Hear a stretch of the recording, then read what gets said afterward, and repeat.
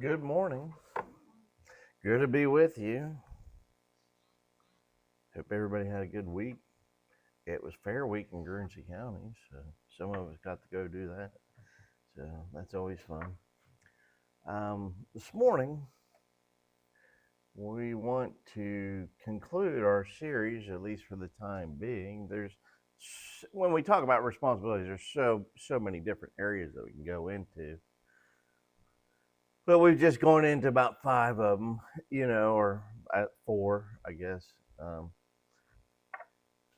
And this morning, I want to follow up and, kind of not to cover all of our responsibilities to our fellow man, but to just touch upon that this subject, but the Christian's responsibilities towards our fellow man. And our proof text would come from the parable of the Good Samaritan over in Luke chapter 10, beginning there in verse 25. And it says, And behold, a certain lawyer stood up and tested him, saying, Teacher, what shall I do to inherit eternal life? And he said to him, What is written in the law? What is it you read of it? So he answered and said, You shall love your Lord with your God with all your heart, with all your soul, and with all your strength, and with all your mind, and your neighbor as yourself. And he said to him, You have answered rightly. Do this, and you will live.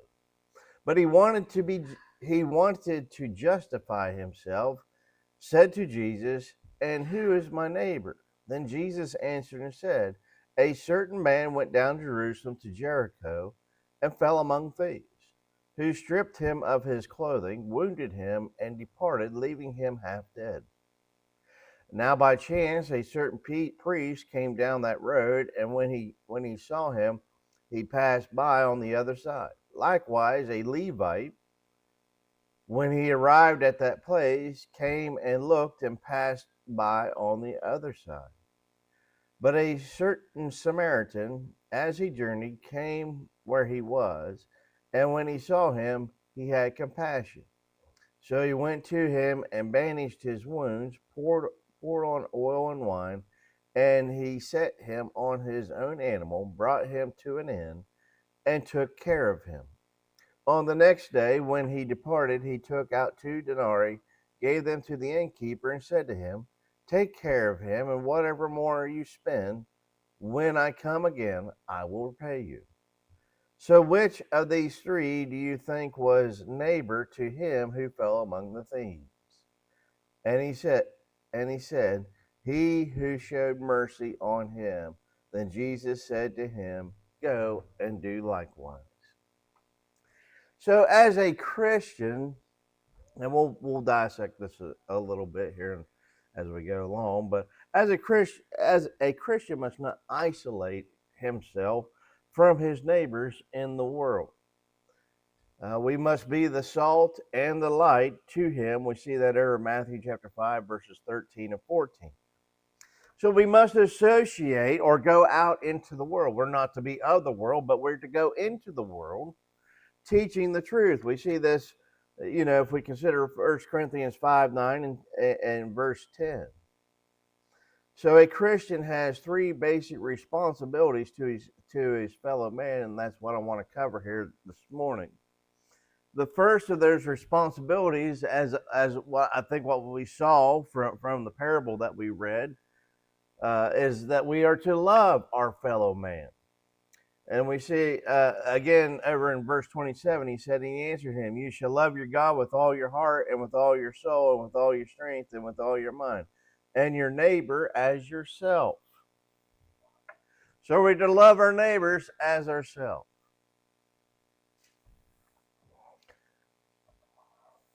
So we can take from this that love is a deed. We saw in the parable that the man who had compassion upon the individual was the one who stopped and rendered aid to the one who was half beaten and left for dead. So this isn't strictly just an emotion, but it's something that has to be manifested, if you will. I can use lip service all day long and say, oh, yeah, I love my man. But if I never manifest it, can I really say that I love my fellow man?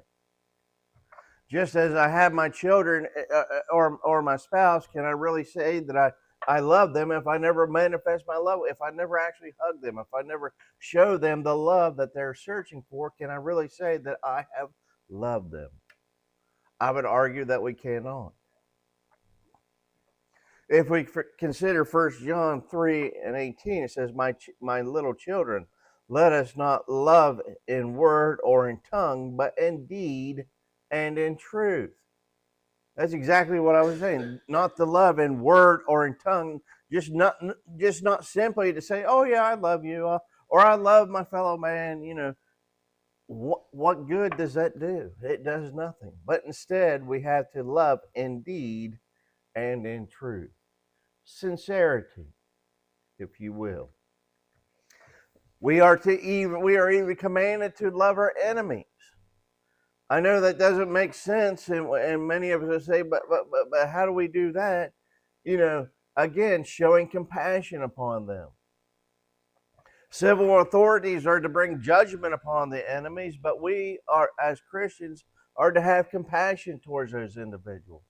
Just as in the parable, if you will, to the priest and to the Levite, the Samaritan was sort of an enemy, if you will. They viewed him as lower than dogs, if you will. They had more compassion for their pets than they did for the Samaritans, if you. I keep saying if you will. Apologize, but anyways, they had more compassion for their pets than they did for the Samaritans.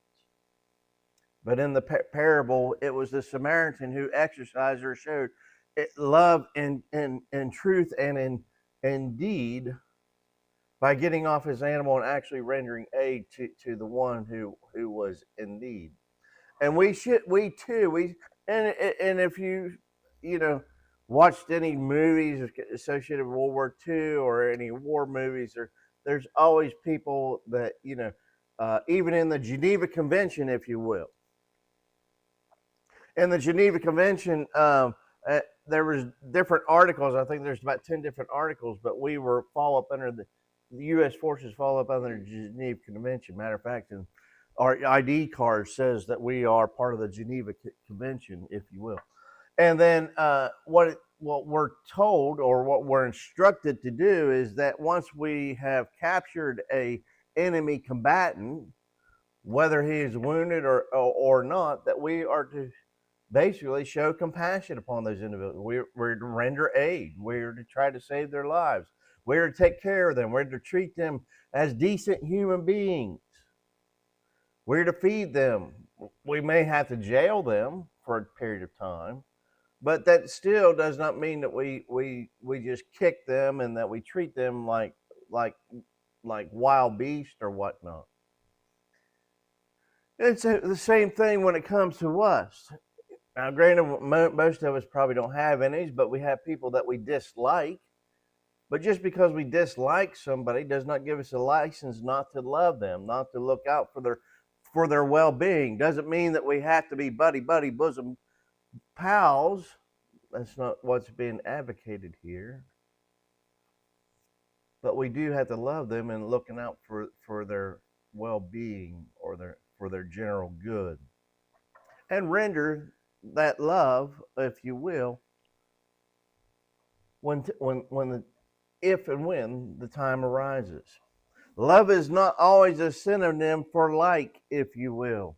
Filio is that emotional love. We talked about this a few weeks ago, but just to remind ourselves, that's that emotional, fraternal, or sensual love that we I think what we often think of in the English language as far as what love is. We could call it a close friendship, but love is so much more.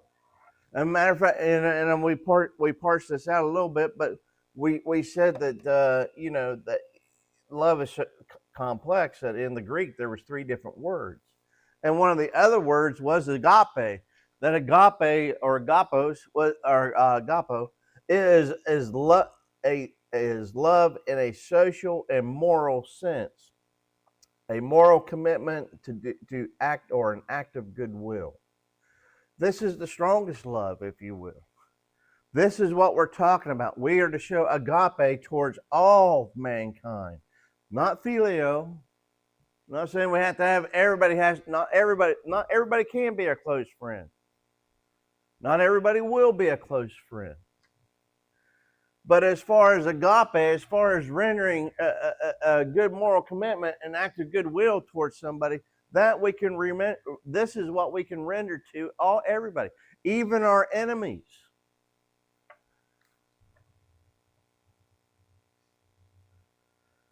And so we can't just simply scoff at people. We can't simply just, make fun of them. Unfortunately, in the this past week, unfortunately, we had an incident. A man by the name of Charlie Kirk. He was taken out by somebody who didn't agree with what he said, or what he debated, or what he stood for. And many in that, I wouldn't say stood on the side of the killer, but many who did not like Charlie Kirk did not emphasize goodwill towards him or towards his family, but they would scoff and basically were saying in different media that he got what he deserved. That's not the attitude that a Christian ought to have. And it's certainly not one that we should have in this country. This country, if we truly believe that we all have freedom, the freedom of speech, then we have the moral commitment to hear both sides, and both sides can freely exercise what they believe. It's not saying that we have to agree with them, but they have the right to be able to say those things. Just as Charlie Kirk, I don't agree with everything that Charlie Kirk. I had a lot to agree with what Charlie Kirk said, but his views on salvation, I think, were a little bit skewed, if you will. But his stance on abortion and many other things, homosexuality as well as transgenderism, I agreed with. But those were the things that as far as I know, that's what the killer shot him for, was his view on transgenderism. Very sad. A Christian can never let themselves get to that standpoint. Again, we are to love our enemies. We are to love all men. We are to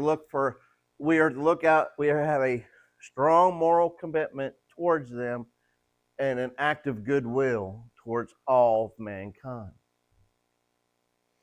The second one that I want to consider that we need to exercise in our responsibility towards our fellow man is that we need to help our fellow man, or we need to bear his or her burdens. Consider Galatians chapter 6, verses 1 through 10. It says, "Brethren, if a man is overtaken in any trespass, you who are spiritual, restore such a one in a spirit of gentleness, considering yourself, lest you also be tempted. Bear one another's burdens, and so fulfill the law of Christ. For if anyone thinks himself to be something when he is nothing, he deceives himself. But let each one examine his own work, and then he will have rejoicing in himself alone, and not in another. For each one shall bear his own load. Let him who is taught the word share in all good things with him who teaches. Do not be deceived. God is not mocked. For whatever a man sows, he will also reap. For he who sows to the flesh will of the flesh reap corruption, but he who sows to the Spirit will of the Spirit reap everlasting life. And let us not grow weary while doing good, for in due season we shall all reap if we do not lose heart. Therefore, as we have opportunity, let us do good to all, especially those who are the household of faith." So we're to help our fellow man bear their burdens. Burdens of guilt. That's what we see there in verse 1 of our reading. It says, brethren, if a man is overtaken in any trespass, you who are spiritual, restore such a one in a spirit of gentleness. You know, sometimes we do things. We make mistakes in this life. Sometimes, you know, not that we purposely go out and do it. Some do, but most of us, I would argue, that probably are try to be spiritual or spiritual-minded people, don't purposely go out and try to sin. But when we do, we take it to heart, right? Oh, I messed up. Oh no, I sinned against God. Some people are really stricken with that. Or sometimes we sin out of ignorance. Sometimes we do things that are wrong that we're not fully aware of. I think that's why he says he used that restore such a one in a spirit of gentleness. Hey, brother, did you know that you're doing this? Did you know that you're behaving like this? Did you realize that you said this? Whatever that case may be. I mean, we could give all kinds of examples if we wanted, but we'll use generalities, if you will.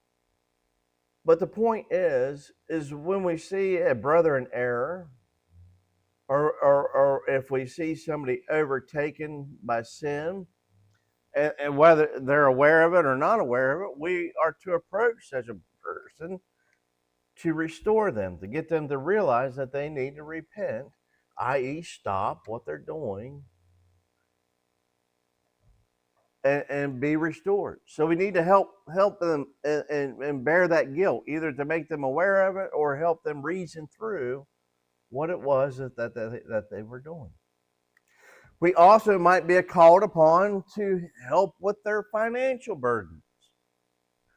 Now, in this time of day, this seems to be less and less of a likelihood because there's so many institutions out there to aid in this area, as opposed to when you go back to when the Bible was written. There wasn't any Social Security, there wasn't any type of assistance, there was no food stamp program, those type programs given by the state to help people. But nonetheless, sometimes things happen to individuals that are beyond their circumstances, that cause a short time burden, that we might be called upon as individuals, or as perhaps even as a congregation, that we might have to render some aid. Each has a responsibility to provide for himself and his own. So we're not saying that, this is not a blatant statement that says, oh, hey, the church can help me with my house payment. It'll be, no, that's not what this is a call for. Now, some might preach and teach a prosperity gospel and ask you to send in money and that you'll receive all this windfall and stuff, but that's nothing that we read in our Bible. Yes, we all have a responsibility to meet our obligations and to provide for ourselves for as much as we can provide. And I don't think anybody's disputing that. We don't have people here in the congregation that's going, hey, well, I need some assistance. We don't have that here.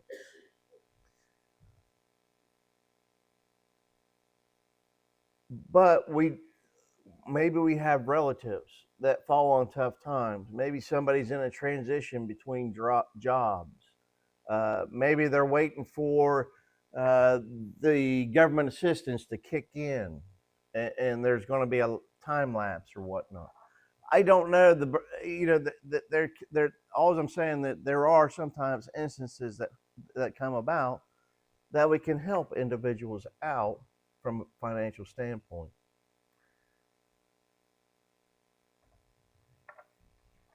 But we need to realize that sometimes burdens are too heavy for oneself, and they may actually need some genuine assistance. Again, Ephesians chapter 4 verse 28 says, Let him who stole steal no longer, but rather let him labor, working with his own hands, let what is good, that he may have something to give who is in need.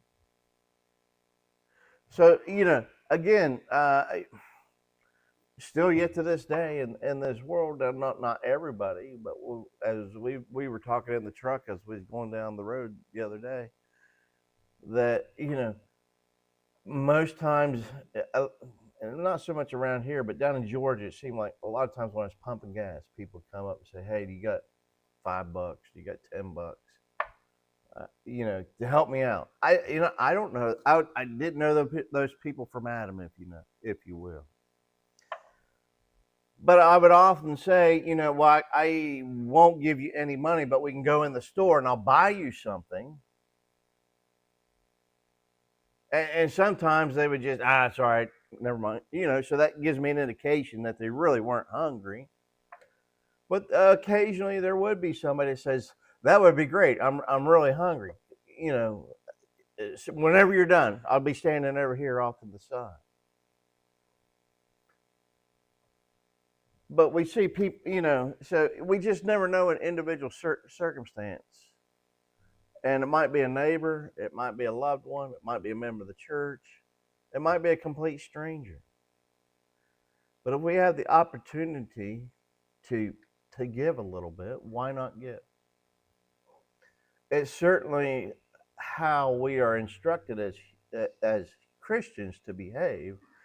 Now, granted, I'm not saying we need to become enablers. That's not what I'm saying. That's not what I'm saying. We don't want to enable people. I know down in Georgia, many of those people who were looking for money were looking for money for drugs. I know that for a fact. So we don't want to enable that type of behavior, but at the same time, we can't read men. That's why I say offer them the actual meal, offer them the actual gas. That was a popular. I just need a little bit more gas to get down the road. Okay, well, pull your car around here and I'll put some in it.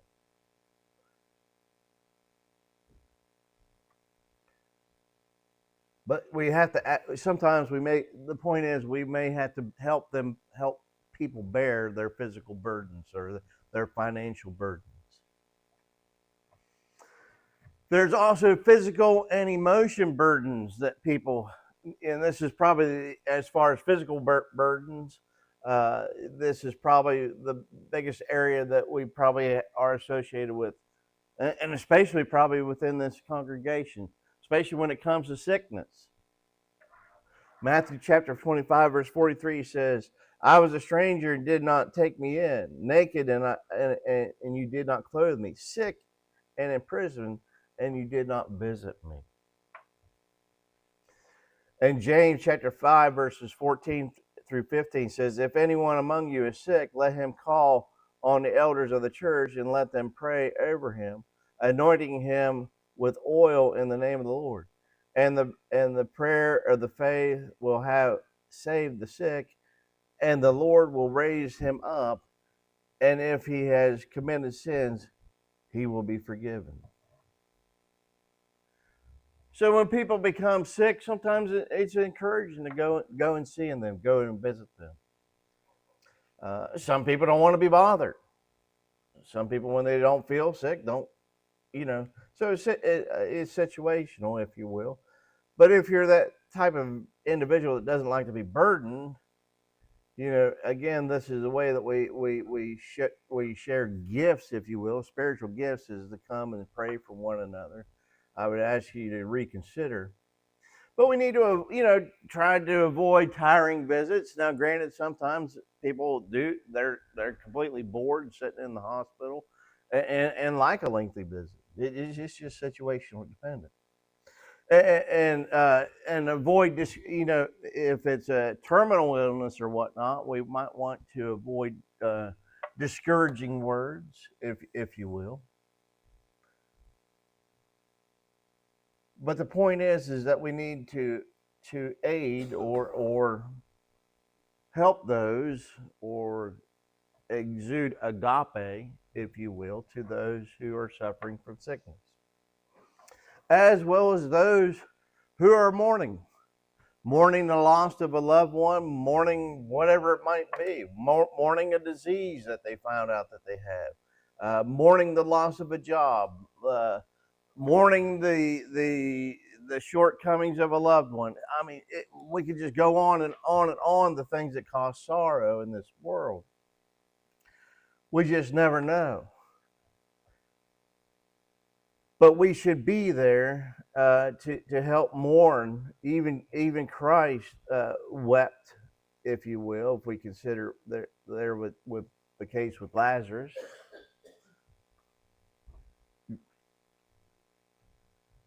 I think he was weeping because the others were sorrowful. He felt their anguish, if you will. Romans chapter 12, verse 15 says, rejoice with those who rejoice and weep with those who weep.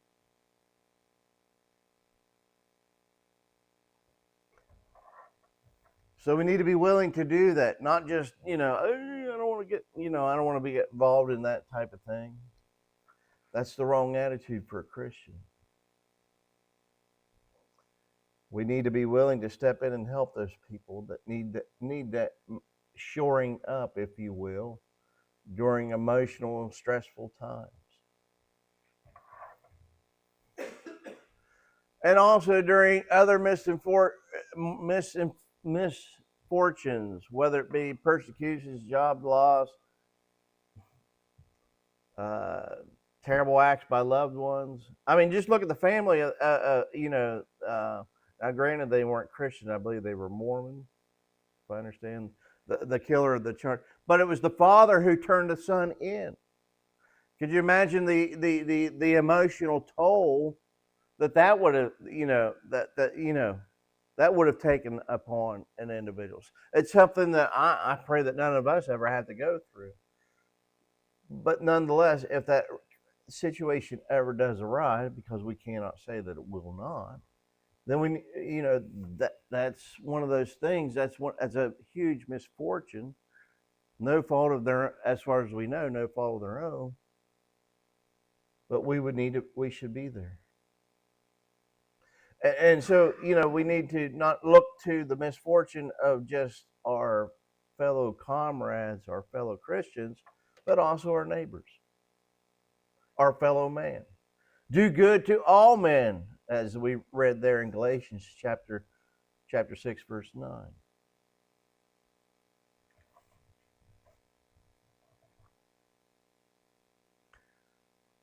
And then responsibility burdens. People,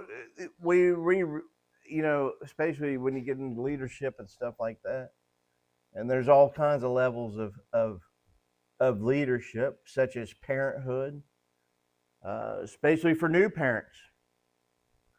That's a big one. Or first-time parents. Those are burdens that they may be looking for some help. They may want to, hey, could I call you up if I'm ever having a tough time with Joey or Sally or whoever it is? Can I lean upon you for guidance? Absolutely. And then I think we also have the burden. We also not burden. We who are spiritually mature, we need to realize too that sometimes we need help in bearing our burdens. Right? It's not about it's. We shouldn't be worried about our bravado or whatnot. Well, I'm a man, I can't ask for help. That's the wrong attitude. That's just setting yourself up for failure, is it not?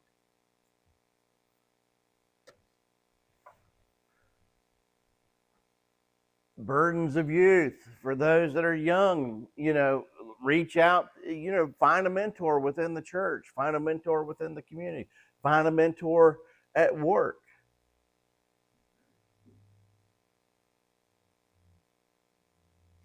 Especially for your spiritual well-being. 2 Timothy 2:22 says, flee the also useful lusts, but pursue righteousness, faith, love, peace, and those who call on the Lord out of a pure heart. Flee useful lust. You know, it's tough being a young person. It's tough growing up, and it's even tougher when you try to navigate it on all by yourself.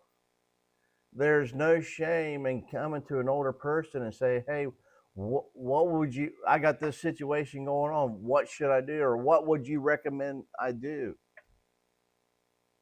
Again, I think it's only a fool who goes about those things on their own. A smart person, as we see, you know, even if you look to King Solomon, who was said to be the smartest person there ever was, because he had divine wisdom that was given to him. He even had a council of individuals who advised him when making decisions about the kingdom, right? Same way in making decisions and going through life or whatever situation that you find yourself in. Find those that you can go to and ask for advice.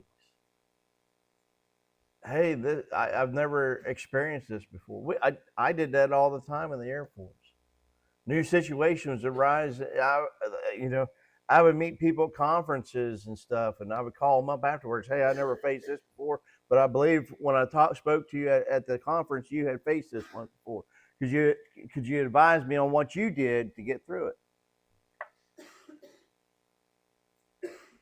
Same way when it comes to life. You don't have to go through it alone. And then we need to be there for those people when they come to us to help bear their burdens.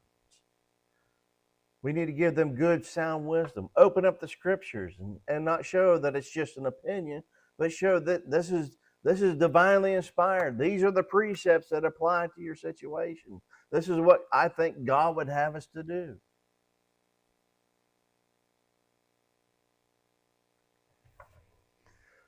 And then there's the burdens of leadership. You know, civil uh, leadership, if you will, or relating to ordinary citizens and concerns. You know, people,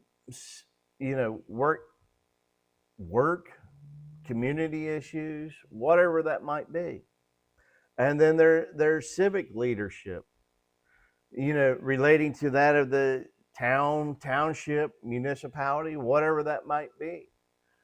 You might be able to advise those leaders and help lessen their burden. I'm sure many civic leaders probably come to Ron because of him being an architect for insight or uh, help in figuring out things for the community. We might have uh, could be to be on a list for prayer, or whatever that case may be. And also, those who are spiritual, leadership can be very burdensome, and we need to pray for our leaders. We also need to be there to shore up our leaders and tell them, if they're doing a good job, reinforce that, hey, you're doing good. Is there anything that I can help take a burden off of you so that you can focus on what's most important, if you will?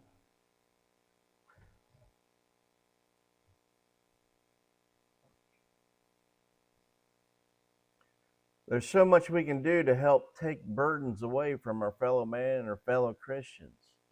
We just have to be willing to do it, and we also have to seek out those opportunities.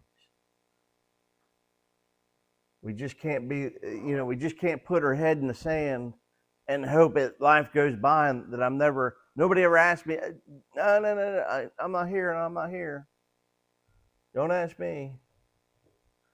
I don't want to get involved. That's the problem. It's like if you happen to see in the news the other heinous incident that happened these last couple of weeks, and that was the killing of the Ukrainian girl on the public transit. The man just got up and just start. I don't think there's anything that could stop could have stopped that man due to this close proximity. But once she was stabbed, nobody even rendered aid to her. She just slumped over. Nobody went to her and said, "Hey, are you doing okay?" or tried to do direct pressure or anything. They just most of them just got up and walked to the other side of the bus. They didn't want to be involved whatsoever. I understand we all might fear for our lives, but look what Christ did for us. Christ gave his life for us. Part of bearing burdens might be putting oneself in harm's way. I believe that's why the priest and the Levite probably didn't get involved. I got more important things to do, if you will. Or I don't want to get involved because that whoever did that to him might be waiting there to do it to me. That's the wrong attitude. We're not to think about what's going to happen to me if I do this. We're only to think. I believe the scriptures command us to only think, what can I do to help this individual? I mean, when we read there from 1 Peter, if you're persecuted, if you're persecuted for doing bad, well, you're getting what you receive. But if you're persecuted for what you're doing for Christ, or for what you're doing for God, then that's when God's paying attention, right? And that's honorable. That's what a Christian's supposed to do. Not supposed to look the other way and say, I don't want to get any of that on me. Don't want that to befall me.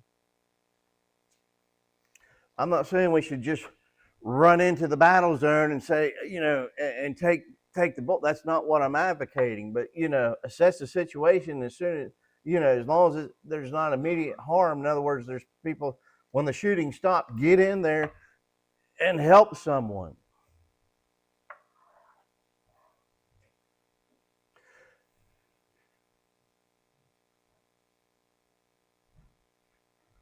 Ultimately, we got to ask ourselves, do we lighten or add to these burdens of our fellow man?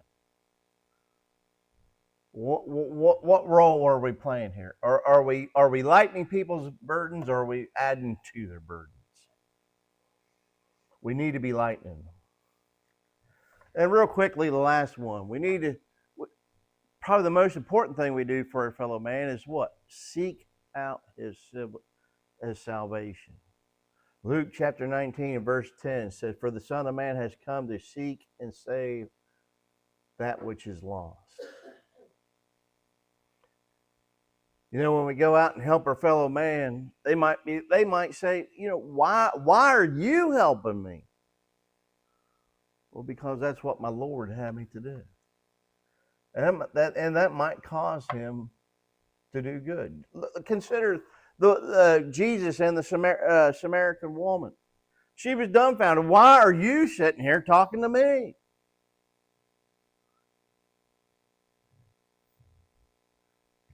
I'll give you a drink. Well, I'll give you living water. You shall never thirst again. And after he explained that to her, what did she do? She turned and went and told everybody in the town, "Hey, here he is. Here's the Christ. Here's the one. Here's the one."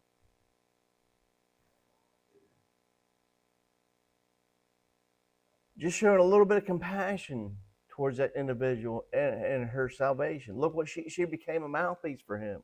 She went and told everyone. We can do the same thing. Paul's attitude and his example. Over in Romans chapter 1, verses 13 through 16, it says, "Now I do not want you to be unaware, brethren, but I often planned to come to you, but was hindered until now, that I might be some fruit among you also, just as among other Gentiles. I am a debtor both to Greeks and to barbarians, both to wise and unwise. So as much as in me, I am ready to preach the gospel to you who are in Rome also.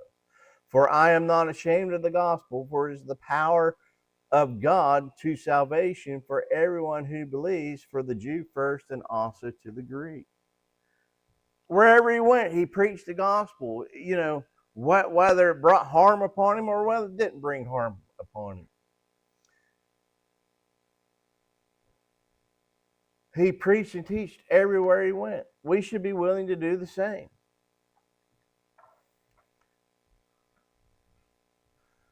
Doing so, and seeking out people's salvation, it involves appropriate measures. We need to convert the alien sinners, go out and preach to all the world, teaching them salvation, and then, to convert the backsliders. We just don't focus on one area. We focus on all of the lost. Restore those who have fallen away. Try to bring those who are lost to salvation, and try to restore those who have gone astray. We owe it to both camps, if you will, to seek out their salvation. So as we wrap things up this morning, again, this is the last in our series, but this is our responsibilities to our fellow man. And I think, as we can see, just within those three responsibilities, we owe a lot to our fellow man. We owe a lot to our Lord, who has commanded us to look out for the well-being of our fellow man, whether it be spiritual or physical, monetary or whatever. So let us love, help, and save all of our fellow man. Not just the ones who are our friends or our neighbors or the ones that we like, but also the ones that we don't care for. And we must truly be the salt and the light of our fellow man while we are here on this. We got to be that shining beacon that's up on the hilltop. Not saying we make a spectacle of ourselves. That's not what we're saying. But we are that shining light. We are that beacon so that all may come to the Lord. And it will come through somebody who shares the word of God to them. So if you're here this morning, as we extend the invitation, if you're subject to that gospel call, whether to respond to the gospel for the first time, to become a Christian, or to call upon the prayers of the church, whatever the case may be, if you're subject to the gospel call in any shape, form, or manner, let it be known as we stand and sing the song of the chosen.